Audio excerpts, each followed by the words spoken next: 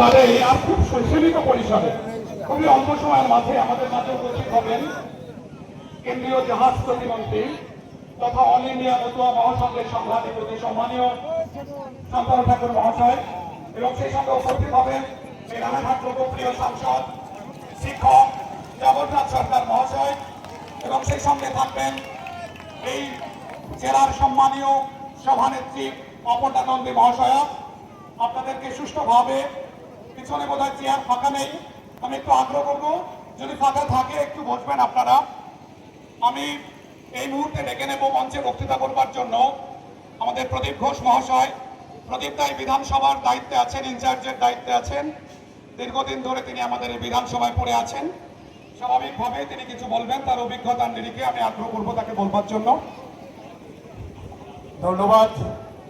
আজকের যে সভা বিজয় সংকল্প যে সভা, সেই সভার প্রিয় সঞ্চালক বিশিষ্ট শিক্ষক আমার অত্যন্ত প্রিয় সম্মানীয় সুকান্ত বিশ্বাস মহোদয়কে, বন্ধু আসন্ন যে নির্বাচন, সেই নির্বাচনকে সামনে রেখে আগামী 29 তারিখ সেই নির্বাচনের প্রেক্ষাপটে আজ কৃষ্ণগঞ্জ বিধানসভা আমাদের সকলের প্রিয় প্রার্থী ভারতীয় জনতা পার্টির প্রার্থী বিশিষ্ট শিক্ষক, ইতিমধ্যে যারা আপনারা অনেকেই তার সঙ্গে পরিচিত হয়েছেন, আমার অত্যন্ত প্রিয় প্রার্থী প্রতীক সুকান্ত বিশ্বাস মহোদয়।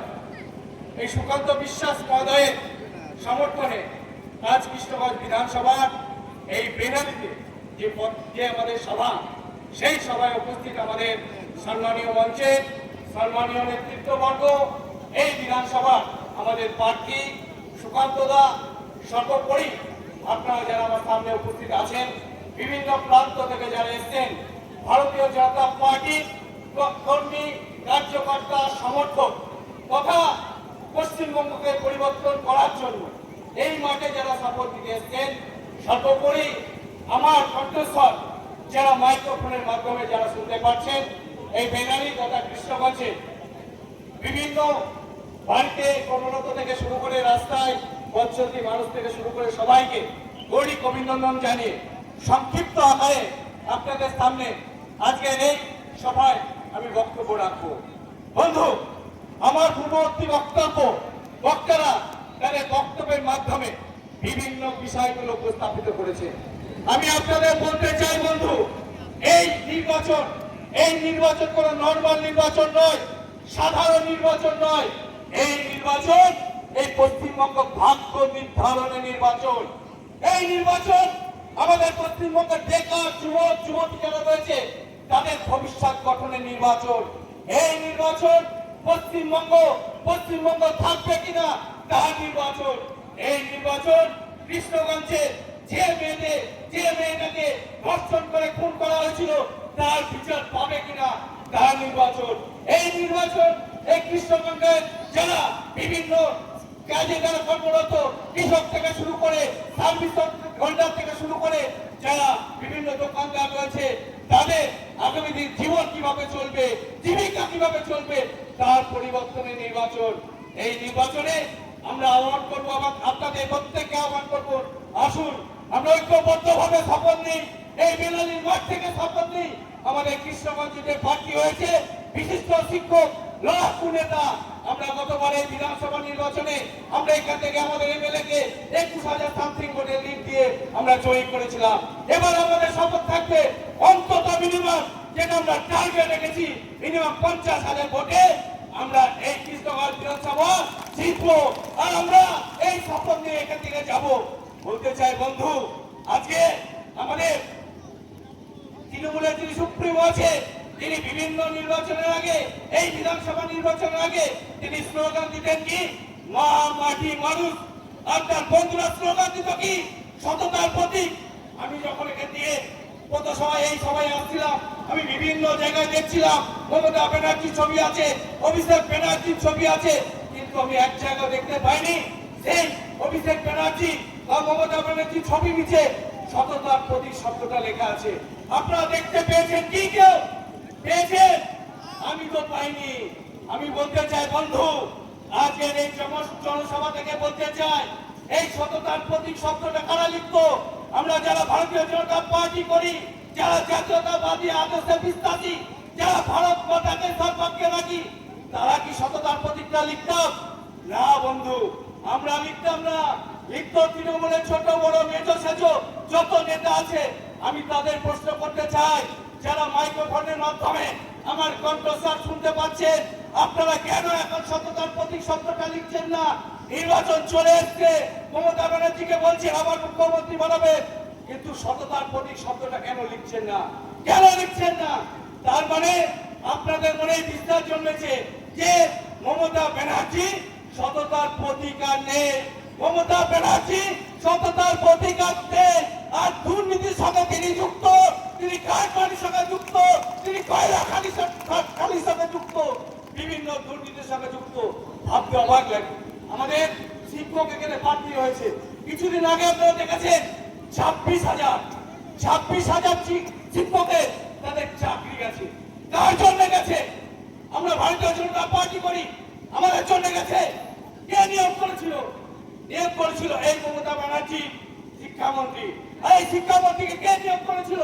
এই মমতা ব্যানার্জি। তার ড্রাইভার ভারতীয় জনতা পার্টি।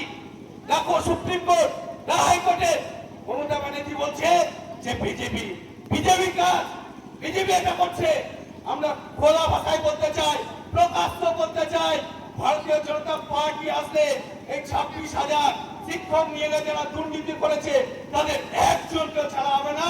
প্রয়োজনে বেছে বেছে আইনের মাধ্যমে আমরা শাস্তি দেবো, যথার্থ তারা শাস্তি পাবে, কেউ ছাড়া পাবে না। আমরা বলতে চাই বন্ধু আপনাদের, যে আমাদের রাজ্যের সভাপতি তিনি বলেছেন আগামী 26-এর নির্বাচন তৃণমূলের বিসর্জন। আমরা বলতে চাই ভারতীয় জনতা পার্টির পক্ষ থেকে এই নির্বাচনে আমরা এই তৃণমূলের যত হারমার বাহিনী আছে, গুন্ড বাহিনী আছে, যারা দুর্নীতি করেছে, তাদেরকে আমরা একে একে ধরে আমরা বঙ্গোপসাগরে বিসর্জন দেবো। তাদের এই বাংলা ভূমি তাদের জন্য নয়, এই ভূমি ডক্টর শ্যামা প্রসাদ মুখার্জির ভূমি। এই ভূমিতে, এই নদিয়াতে আমাদের টিএন রায় জন্মগ্রহণ করেছিলেন। তার গানের মাধ্যমে ধ্বনিত কি হয়েছিল? ধনধান্যে পুষ্পে ভরা আমাদেরই বসুন্ধরা, তার মধ্যে আছে এক দেশ সকল দেশের সেরা। আমরা চেয়েছিলাম কি এই বাংলা সৃষ্টি, কালচার, দর্শনে বাংলা আলাদা একটা মানচিত্র যেন থাকে। রবীন্দ্রনাথ শব্দ দেখেছিলেন সোনার বাংলা, আমরা ভেবেছিলাম বাংলা সোনার বাংলা হবে। সিপিএম নামক যে অপশাসনটা দূর হয়েছে, তার পরবর্তী ক্ষেত্রে তৃণমূলের মাধ্যমে মমতা ব্যানার্জির হাত ধরে প্রকৃত পরিবর্তন হবে।